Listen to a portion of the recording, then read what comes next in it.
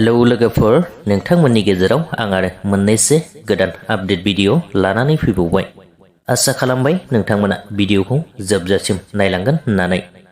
लोगोफोर, दिनैनि बे आपडेट भिडिअनिनो गिबि आपडेटआव दङ लोगोफोर, गवायाव सोलिगासिनो थानाय 37थि नेशनेल आर्चारि गेम्स गेलेनायाव बर'नि फिसा तुतुमनि बर'आ सनानि मेडेल देरहानो हायो होननानै खौरांनिफ्राय मोनथिनो मोननाय जादों।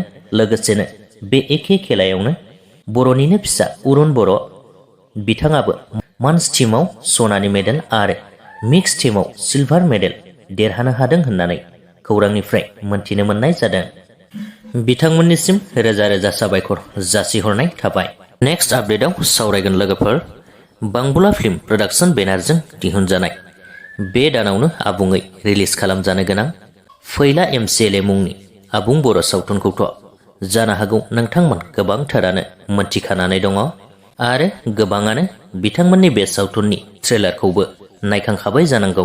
बे सावथुननिनो सासे फावगिरि बिथां, बयजोंबो मोनथिजाखानाय सिनायजाखानाय बिथां जेसास खिरखातारि सार बिथाङा गावनि मोनसे पस्टआव फोरमायनानै होनाय बादिब्ला फैला MCLA मुंनि आबुं बर' सावथुना पस्टार आरो ट्रेलार रिलिज जाखांनायनि उनावनो 30थानिख्रुइबो बांसिन बुकिं जाखाबायमोन होननानै मोनसे पस्टनि गेजेरजों फोरमायहरदों। दिनैसिम बिथांमोननि बे सावथुना गोबांथार आरोबाव बुकिं जाबावबाय जानो हागौ।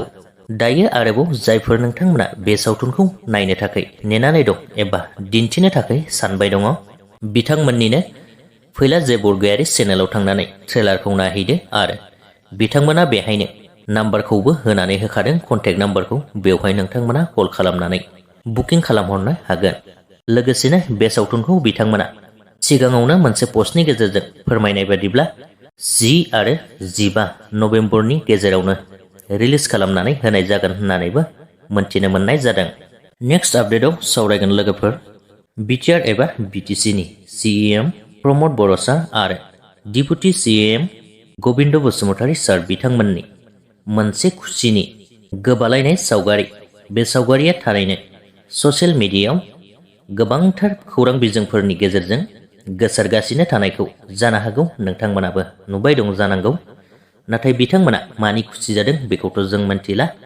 दायो बे सावगारिखौ, बिथांमोननि बे गोजोनलायनाय खुसिनि मोनसे सावगारिखौ गोबांथार निउस चेनेलफोरा दायो पस्ट खालामनानै गोसारहोगासिनो दङ आरोना। बेनि सोमोन्दै नोंथांमोनाबो माबाफोर बुंनोब्ला कमेन्टआव खिन्थाहरबानो जाबाय। बेजों लोगोसेनो दिनैनि बे सुंद' आपडेटनि भिडिअआबो बेखिनियानोमोन। भिडिअखौ नायनानै मोजां मोनदोंब्ला लाइक खालामदो, लोगोसेनो चेनेलखौबो साबस्क्राइब खालामनानै लाब्लानो जाबाय।